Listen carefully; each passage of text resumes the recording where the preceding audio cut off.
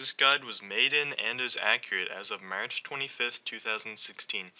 If Smite is in a current patch other than 3.4, it may be wise to check recent patch notes to see what changes have been made to the character. Today we're going to be taking a look at Odin, the Allfather of Norse mythology, and his place in the game mode Arena. Odin's stats are somewhat unusual for a warrior, with numbers leaning in favor of HP 5 and movement speed, while lacking in health and mana makes him seem squishy compared to others who can fill the same role as him, such as Chalk or Tyr, but his kit more than makes up for this and gives him a lot of much needed survivability. He currently boasts an incredible 2% pick rate, as well as a 59% win rate in Arena, placing him in the top 15 gods for the game mode, and here are the rest of his numbers. Odin's first ability is Lunge.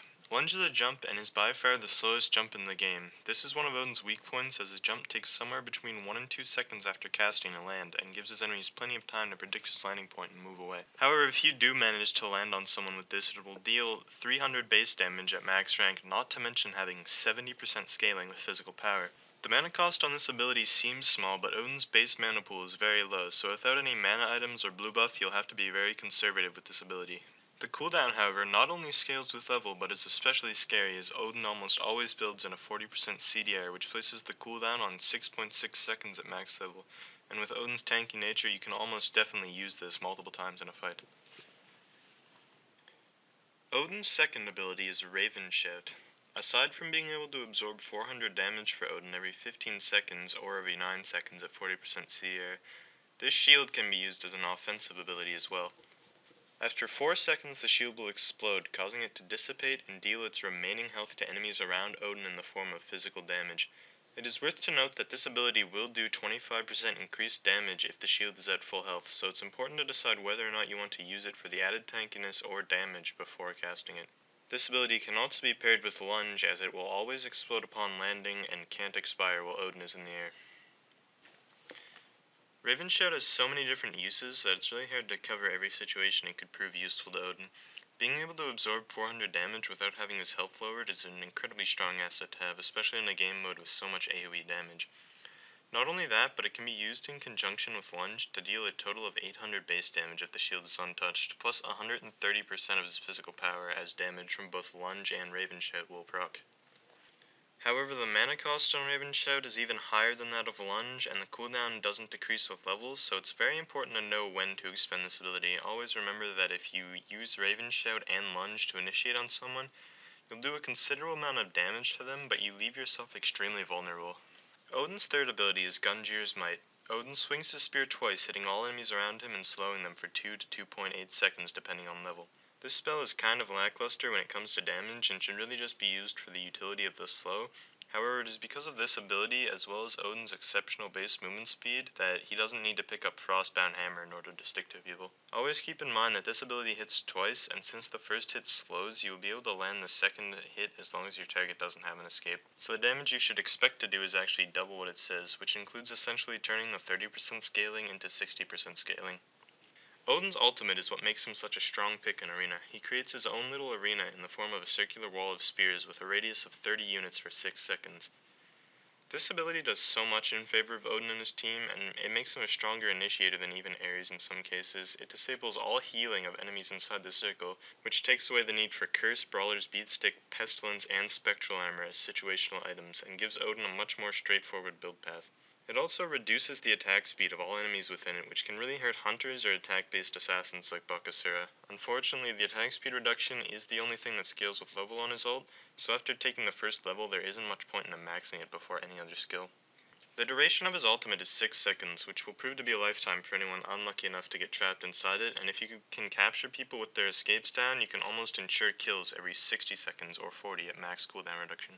With the removal of Combat Blink in the new Relic system, this ult got so much stronger as now there is no way for anyone without a jump to get away, and in Arena you can easily tell if someone has their escape up or not, and almost always capture more than one person within the ult. On the topic of relics, this ult alone warrants getting Blink on Odin. Sure, you can just jump towards their team and use it, but Blink is a lot less predictable, and saving your Lunge for a combo with Raven Shout to pick off anyone who makes it out turns into a very reasonable option once you get Blink. It is also worth noting that as of the latest patch, the only people affected by the walls of your ult are the enemy. Before this patch, it would keep you closed within it, and on Odin's release, it was a solid wall that blocked everyone either out or in. Now that they've allowed Odin to move through the walls freely, it opens up a lot more options for his ult and gives him even more utility. The ult can be used as a third escape if you blow your lunge and Raven shout for damage, or if you happen to use it on someone with an escape, you'll be able to walk out and chase them. So now there's no downside to using this ult, and it should be used off cooldown every time you see multiple enemies grouping up or a similar opportunity. Odin's passive goes hand in hand with his ult, so I figured it wouldn't make a lot of sense to talk about it before then. As far as passives go, it's definitely one of the simpler ones, as it just gives him physical damage whenever an enemy dies in his ult.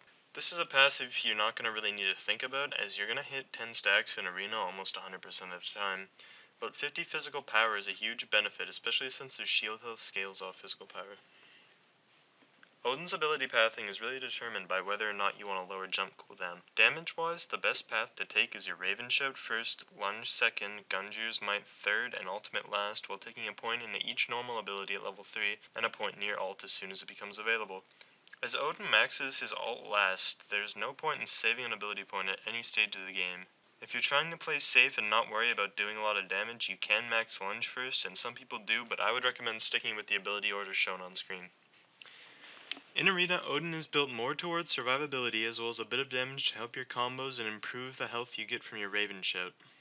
Most games you will end up starting with boots and silver breastplate and upgrading that into breastplate of valor before using your ult if possible. As for boots, you should finish them off second and take warrior tabi in most scenarios, but if you find yourself being locked down with crowd control too often, reinforced greaves can be a more than reasonable choice. From this point on, the build is really going to open up and give you a lot more choice depending on the situation. Your third item should be something to help you get up to 40% CDR, such as Jotun's Wrath. However, if you find yourself unable to stay in fights as long as you'd like, you can pick up Hide of the Urchin, but only take that if you're planning on going for Jotun's Wrath on your fourth item. By the time you start working towards your fourth item, the enemy team's magical gods are probably starting to get big. It is at this time you'll want to build into a talisman and then upgrade that into either Bulwark of Hope or Heartward Amulet. In this situation, I'd personally go for Bulwark of Hope, but I found that either can work. It's just that the MP5 from Heartward feels a bit wasted in a fast-paced game mode where you're either gonna die or go back to base before you come close to running out of mana in the late game. For your fifth and sixth items, the choice is really up to you. If you find yourself dying too fast in fights, you should try to build protections against whatever you perceive as the enemy team's biggest threat.